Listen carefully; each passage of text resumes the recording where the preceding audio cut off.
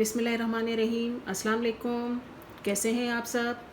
आज मैं आपके लिए बहुत ही लजीज़ रेसिपी लेकर आई हूँ जो कि है बाजरे आटे की कबाब। और ये बाजरे आटे की कबाब के लिए आपको गोश्त चाहिए होगा।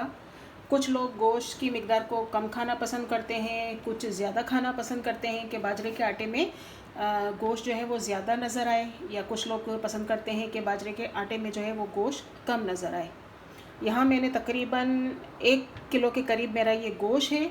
इस गोश्त को जो है मैं अपनी जो मशीन है, ये कीमे की मशीन है, इससे मैं कीमा बनाऊंगी। लेकिन जब भी आपको इस मशीन से कीमा बनाना हो तो आप ये देखें, इसकी जो ये ब्लेड है वो सबसे जो बड़े सुराख वाली होती है, उससे आप कीमा बनाएंगे। बारीक ब्लेड कभी भी यूज़ मत कीजिएगा, वरना वो बहुत ही फ़ाइन कीमा बन के निकलता है और उतनी मज़ा नहीं आती है। और सबसे अच्छा तो वो कीमा होता है जो हाथ से बनाते हैं, जैसे कसाई वगैरह हाथ से कूट के बना के देते हैं, तो वो कीमा सबसे ज़्यादा अच्छा होता है। लेकिन अभी फ़िलहाल मेरे पास जो है वो हाथ की जो दस्ता वगैरह जो भी होता है वो मेरे पास नहीं है, तो मैं इस मशीन का इस्तेमाल करती हूँ। और इस मशीन में मैं ये बिल्कुल बड़े वाले जो इसके सुराख होते हैं उस ब्लेड का इस्तेमाल करके कीमा निकाल के आपको बताती हूँ।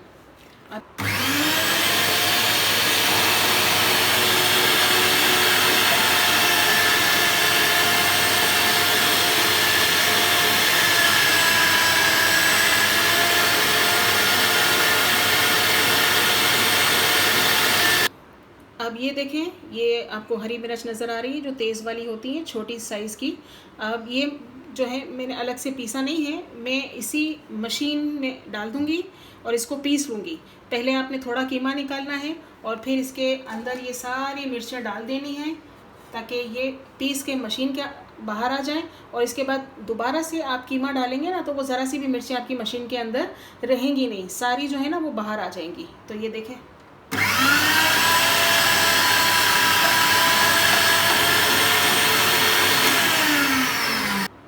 तो ये देखें सारी मिर्चें जो है वो पीस कर बाहर आ चुकी हैं। अब इसके बाद अगेन मैं इसके अंदर जो है वो गोश्त डालूँगी ताकि अंदर मशीन के अगर कुछ मिर्चें रह भी गई हों तो वो गोश्त के ज़रिए दोबारा से बाहर खारिज हो जाएंगी। ये देखें,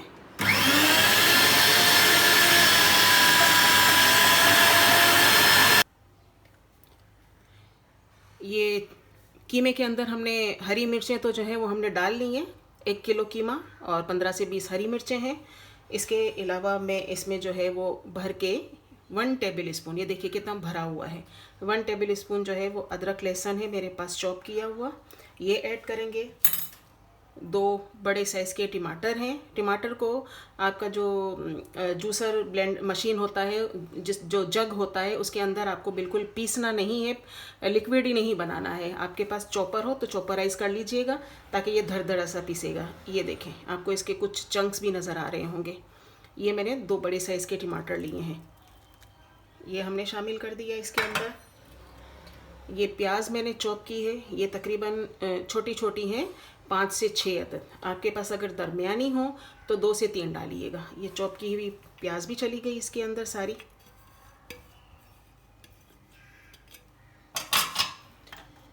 अब इसके अंदर जो है हम कुछ खुश्क मसाले डालेंगे, जिसमें 1 टेबल स्पून जो है वो पिंक सॉल्ट है, 2 टेबल स्पून पिसा हुआ धनिया पाउडर है, 1 टीस्पून हल्दी है, 2 टेबल स्पून क्रश्ड चिली है, और ये गरम मसाला 1 टेबल स्पून। ठीक है। अब यहाँ पे है ये धरधरा सा पिसा हुआ साबित धनिया, ये देखें धरधरा सा है, मोटा मोटा सा। ये 2 टेबल स्पून है और इसमें मैं देखें ये ½ टीस्पून अजवाइन है। और यहाँ आपको ये नज़र आ रहा होगा ये सौंठ है। सौंठ आपको पता होगा कि अदरक को खुश करके उसका पाउडर बना लेते हैं, ये मैंने 1 टीस्पून शामिल की है। ये देखिए, ये चला गया। अब इसके अंदर जो है मैं ये आप लोग हरा धनिया पुदीना इस्तेमाल कर सकते हैं, लेकिन मेरे पास जो है वो ओरेगानो है, बिल्कुल फ्रेश, अभी मैं अपने बैकयार्ड से इसको तोड़ के लेकर आई हूँ। तो मेरे पास ये ओरिगानो होता है, तो मैं अपने पकवान में जो है वो ओरिगानो का इस्तेमाल करती हूँ। आप धनिया पुदीना डाल सकती हैं। ठीक है, ये भी चला गया इसके अंदर। ये देख, अब ये जो है कीमा 1 किलो था, तो अब इसके अंदर जो है हम बाजरे का आटा शामिल करेंगे, तकरीबन आधा किलो के करीब। ठीक है, ये देखें। अगर कुछ लोग जो है वो कीमा कम पसंद करते हैं तो फिर कीमे की क्वांटिटी आधी कर दें और बाजरे के आटे की क्वांटिटी उसके डबल कर दें। लेकिन मैंने यहाँ कीमा जो है वो डबल लिया है और बाजरे का आटा जो है वो उसका हाफ़ पोर्शन लिया है। अब इसको हम पहले तो ऐसे रफली मिक्स कर लेंगे, किसी किस्म का पानी इस्तेमाल नहीं करना है, क्योंकि प्याज भी अपना पानी छोड़ेगा, टमाटर भी पानी छोड़ेंगे और कीमे के अंदर भी थोड़ा बहुत कहीं ना कहीं मॉइस्चर होगा। तो पहले हमें जो है वो इस तरह से इसको मिक्स कर लेना है। एक और बात बताऊं मैं आपको कि अगर आपको नमक चेक करना हो, क्योंकि ये कच्चा गोश्त है तो हम जाहिर सी बात है इसको चख नहीं सकते हैं कि नमक जो है वो बराबर है या क्या है, तो आप क्या कीजिएगा, कबाब बनाने से पहले जो है इसका एक छोटा सा एक कबाब बनाइएगा और इसको एक फ्राई कीजिएगा, सिर्फ एक डालिएगा अपने फ्राई पैन में, और जब वो पक जाए तो उसको टेस्ट कर लीजिएगा। उस टेस्टिंग से आपको पता चल जाएगा कि आपका नमक जो है वो बराबर है या कम है। कम है तो आप अपने टेस्ट के मुताबिक उसको बढ़ा लीजिएगा बाकी के मसाले के अंदर, लेकिन एक साथ इसको जो है वो फ्राई मत कर लीजिएगा। अगर नमक कम होगा तो फिर वो मज़ा नहीं आएगा। ठीक है, तो ये देखें मैंने बिना पानी के जो है वो इसको गूंद लिया है। ये देखें अब ये हार्ड है, क्योंकि मैंने आपसे कहा था कि प्याज और टमाटर अपना अपना पानी छोड़ेंगे, तो ये मैंने सिर्फ उसी में ही गूंदा है। अब इसके अंदर अगर आप चाहें ना तो जो दही होता है वो दही का पानी भी इसमें शामिल कर सकती हैं, क्योंकि टमाटर की अपनी खटास, दही का पानी, तो ये आपके बाजरे आटे की कबाब जो है बहुत ही लजीज बनेंगी। इतनी लजीज बनेंगी कि यकीनन आप एक एक इसका लुकमा खाएंगे या एक एक कबाब खाएंगे तो मुझे ज़रूर याद करेंगे। लेकिन क्या है कि अभी मैं इसमें दही का इस्तेमाल नहीं कर रही हूँ, क्योंकि साथ में रायता भी मुझे बनाना है। तो जितना हो सके अगर आपके पास दही हो ज़्यादा से ज़्यादा तो आप इसमें भी ऐड कर दें, रायता भी बना लें। लेकिन मैंने जो है इसमें दही अभी इस्तेमाल नहीं किए, इसे मैं थोड़ा थोड़ा करके ये पानी लूँगी। पानी जो है मैंने यहाँ पे लिया है 200 ml पानी लिया है मैंने इस जग के अंदर। अब मैं आपको बताऊँगी कि कितना मैं इसको इस्तेमाल करूँगी। ये देखें, बहुत थोड़ा थोड़ा करके इसको डालना है और इसको गूंदना है। ये देखें, और इसको जो है आपको गूंदने के बाद तकरीबन 1 से 2 घंटे इसको रेस्ट दें, ताकि मसाला जो है पूरा रच बस जाए इसके अंदर। और एक कबाब की गोली ज़रूर बना के आपने फ्राई करके नमक ज़रूर चेक कर लीजिएगा। ठीक है, इसे आपने भूलना नहीं है।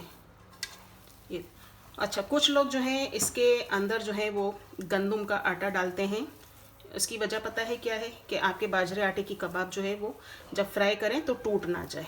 लेकिन मैं जो हूँ बिल्कुल भी गंदम का आटा इस्तेमाल नहीं करती, मैं टोटली जो है वो बाजरे के आटे से ही बनाती हूँ। बहुत ही अच्छे और क्रिस्पी बनते हैं। ना किसी सोडा वगैरह का इस्तेमाल भी नहीं करती, क्योंकि सोडा से जो है वो नरम पड़ जाते हैं कबाब, और मेरी फैमिली में जो है वो क्रिस्पी खाया जाता है। ये देखें, तो ये देखें मैंने जो है ये पूरा आटा कीमा सब यकजान कर लिया है, और इसके अंदर जो है वो पूरा 200 ml पानी मैंने इस्तेमाल किया है गूंदने के लिए। ये देखें, पहले की लुक देखें जो बिना पानी के था, अब ये पानी के साथ है। ठीक है, ऐसा आपने गूंदना है। ये देख लें, दोबारा मैं आपको दिखाती हूँ। ये देखें, ये देखें। अब इसे जो है मैंने कहा कि 1 घंटे तो आप ज़रूर इसको रेस्ट पर रखें, लेकिन अगर ज़्यादा भी रखेंगी 2 से 3 घंटे तो और इसकी जो एरोमा होता है ना वो बहुत अच्छा निकल के आता है। और यकीन करें अभी मैं किचन में खड़ी हूँ इस मिक्सचर के साथ, तो इतनी खुशबू आ रही है इन मसालों की। तो आप सोचें कि जब ये 2 से 3 घंटे और लगेंगे तो सारे के सारे मसालों की जो खुशबू, जो जायका होता है वो इन कबाबों के अंदर रच बस जाएगा। तो अब मैं इसे रख रही हूँ रेस्टिंग टाइम पर, और फिर मैं आपको इसे फ्राई करके दिखाती हूँ। कबाब का मसाला जो मैंने रेडी करके रखा था तो उसे तकरीबन 2 से ढाई घंटे हो चुके हैं। अब जैसे कि मैंने आपसे कहा था कि नमक चेक करने के लिए थोड़ा सा आप टेस्टिंग करेंगी। ये देखें, ये छोटा सा मैंने एक बाउल बनाया है। अब इसे मैं फ्राई करती हूँ ताकि हम इसको टेस्ट करेंगे कि इसमें नमक जो है वो कम है तो ऐड कर लेंगे, और ज़्यादा होगा तो फिर कुछ नहीं कर सकेंगे हम। ठीक है, अब ये फ्राई होता है और मैं टेस्ट करके बताती हूँ आपको। तो ये देखें, मैंने छोटा सा बॉल जो बनाया था जिसको गोली कह दें, ये मैंने फ्राई कर ली है। अब मैं आपको टेस्ट करके बताती हूँ। अगर नमक कम होगा तो मैं इसमें जितना नमक ऐड करूँगी वो मैं आपको बता दूँगी। अल्हम्दुलिल्लाह, जो टेस्टिंग के लिए मैंने एक छोटा सा बॉल बना के डाला था कबाब का, उससे मैंने नमक जो है वो टेस्ट किया। बिल्कुल एक्यूरेट उसका रेशो था नमक का, बिल्कुल अच्छा इसके अंदर रच बस गया था सारे मसालों के साथ नमक, और मतलब वो क्वांटिटी नमक की जो है वो बिल्कुल बराबर थी। ठीक है, अब मैंने यहाँ पे जो है वो कुछ कबाब जो है वो रेडी करके रखे हुए हैं। एक मैं आपको दिखा देती हूँ कि आपको किस तरह से बनाना है। ये थोड़ा छोटा एक बॉल लें और उसको बहुत ज़्यादा ना यूँ करके प्रेस नहीं करना है। यूँ करके प्रेस करेंगे तो ये पूरा जो है ना इसकी जो अंदर तक जाने की जो हीट होती है ना वो नहीं रहेगी। आप इसको ढीला ढीला बनाएंगे, बिल्कुल हल्का। यूँ देखें, बिल्कुल हल्का इसको प्रेस करना है। ये देखें, हल्का। अब इसके अंदर जो थोड़ी बहुत जो जिसको कहते हैं दरारें सी रह जाएंगी ना, उन दरारों के ज़रिए जो है वो हीट जो है वो अंदर तक जाएगी और आपका कबाब जो है वो पूरी तरह अंदर से पक जाएगा। ये देखें, ये सारे कबाब मैंने यहाँ रेडी कर लिए हैं और यहाँ मैंने ऑयल जो है वो हीट अप करने के लिए चढ़ा दिया है। आप आँच देखें, बहुत ही कम आँच मैंने रखी है क्योंकि ये कबाब कच्चे कीमे के हैं, तो ये जितना पकेगा उतना इसका रिज़ल्ट अच्छा आएगा। अब आपको मैं ये कबाब डाल के बताती हूँ कि ऑयल जो है वो कितना हीटअप होना चाहिए। ये जब आप एक कबाब इसके अंदर डालेंगे तो देखें हल्का हल्का, ये देखें इसके बबल्स आपको नज़र आ रहे हैं। बस इस स्टेज पे आपको जो है सारे कबाब एक एक करके डाल देने हैं। चम्मच आपने बिल्कुल भी नहीं चलाना है, बिल्कुल नहीं चलाना है। ये आप डालें, ओवरफ्लो भी मत कर दीजिएगा और कम भी मत डालिएगा क्योंकि इसको पकने में देर लगती है। तो आप जो है वो कितनी बार आप इसको फ्राई करेंगे, क्योंकि सारी फैमिली वेटिंग में होती है कि भाई जल्दी से ये कबाब बने और हम खाएं। ठीक है, ये सारे कबाब आपने इसमें डालने हैं। बस थोड़ी स्पेस रखनी है ताकि इसको जब हम घुमाएंगे अपने स्ट्रेनर से तो ये टूटे ना, और इंशाल्लाह ये बिल्कुल भी नहीं टूटेंगे आपके कबाब। तो ये देखें, मैंने ये फ्राई करने के लिए रख दिए हैं और तकरीबन मुझे लगता है 5 से 7 मिनट हो गए हैं। अब इसमें आपको जो है वो इस तरह से चम्मच चलाना है, बिल्कुल आपको नीचे पेंदे से हल्का हल्का यूँ करना है। ठीक है, इनके साथ कुश्ती नहीं करनी है। सब्र का दामन रखिएगा, सब्र का फल मीठा होता है और जल्दी का काम शैतान का। बिल्कुल आहिस्ता से यूँ पेंदे में डाल के साइड से ही आपको ये चम्मच ऐसे निकाल देना है, बिल्कुल कुश्ती नहीं लड़नी है। मेरी फैमिली जो है वो बहुत बेचैन हो गई है, इसलिए मैंने यहाँ पे दूसरी कढ़ाई में भी ऑयल डाल के चढ़ा दिए हैं क्योंकि इनको ज़रा फ्राई करने में टाइम लगता है, कच्चा कीमा होता है तो इसे जो है वो पकाना पड़ता है। तो मैंने जो है वो सबके लिए यहाँ पे 2 कढ़ाई मैंने चढ़ा दी ताकि जल्द से जल्द ये सब फ्राई हो जाए। तो अब मैं आपको जो है वो कबाब जो बाजरे आटे की हमने बनाई है उसके साथ खाने के लिए जो है वो रायता जो है वो बना रही हूँ। तो ये तकरीबन आधा किलो जो है वो दही है। ये मैं हैंड ब्लेंडर में बनाऊँगी, मैं बिल्कुल इसमें जूसर का इस्तेमाल नहीं करूँगी। जूसर में जो है वो बहुत ही रायता लिक्विड ही हो जाता है, रनिंग फॉर्म में चला जाता है, जो कि कबाब जब उसमें डिप करते हैं तो वो कबाब के साथ चिपकता नहीं है। तो इतना रनिंग फॉर्म में आपको रायता नहीं बनाना है, हैंड ब्लेंडर का यूज़ करना है। ये देखिए, मैंने आधा किलो इसमें जो है वो दही डाल दी और ये लहसुन चॉप है मेरे पास, हाफ़ टी स्पून है, ये इसमें हम शामिल करेंगे। हाफ़ टी स्पून इसमें सफ़ेद ज़ीरा, थोड़ा सा मैंने ये जो मेरे पास होता है तुलसी के पत्ते, ऑरिगानो, ये डालूँगी। और हरी मिर्च इसका बहुत कम इस्तेमाल करना है, बहुत तेज़ नहीं बनाना है। जब हम खाने के लिए बैठते हैं तो हमारा मुंह जलता रहता है और खाने की जो लज्जत होती है वो हम महसूस ही नहीं कर पाते हैं। तो इसको थोड़ा सा कम रखिएगा मिर्च का इस्तेमाल। मैंने एक बड़ी ली है और एक छोटी ली है, ठीक है। और इसमें मैं काला नमक इस्तेमाल करूँगी, तकरीबन 1/4 टीस्पून। ये सारी चीज़ें रायते के अंदर में शामिल करूँगी और इसको मैं आपको ब्लेंड करके दिखाती हूँ। तो अब इसे हम ब्लेंड कर रहे हैं, ये देखें।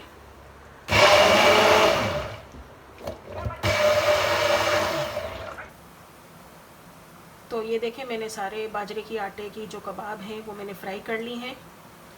और ये फ्राई करते वक्त इन केस आपसे टूट जाएं, क्योंकि बाजरे के आटे के अंदर ग्लूटेन तो होता नहीं है, तो उसको थोड़ा सा कंबाइन करने में मुश्किल होती है। और बिलफर्ज आपकी कबाब टूट रही हों, जैसे कि आप 1-2 पहले फ्राई कीजिएगा, अगर आपको लगे कि वो टूट रही हैं तो आप इसमें ना थोड़ा सा गंदम का आटा डाल सकती हैं। लेकिन जैसे कि मैंने पहले ही कहा कि मैं बिल्कुल यूज़ नहीं करती हूँ गंदम का आटा, मैं बिल्कुल खालिस बाजरे का आटा ही इस्तेमाल करती हूँ। लेकिन ये टूटने की वजह से जो है वो गंदम का आटा इस्तेमाल किया जाता है। अब आप ये बाजरे के आटे की कबाब और साथ में जो मैंने रायता बताया है। अच्छा, रायते के हवाले से मैं आपको और बता दूं कि रायता अगर आपका रनिंग फॉर्म में इन केस चला जाए तो आप फिर क्या कीजिएगा, दूसरी आपके पास इसके ऑल्टरनेट थोड़ी सी दही पड़ी हो तो उसे हाथ से जो है वो बीट कर लीजिएगा और उस रायते के अंदर ऐड कर देंगी, तो वो रायता आपका जो है वो बिल्कुल अच्छा गाढ़ा बन जाएगा, ठीक है। अब आपको ये बाजरे आटे की कबाब पसंद आए तो सब फैमिली वालों को खिलाइएगा, उनसे ज़रा मेरे लिए लाइक और शेयरिंग भी करवाना और मेरे चैनल को सब्सक्राइब भी करवाइएगा।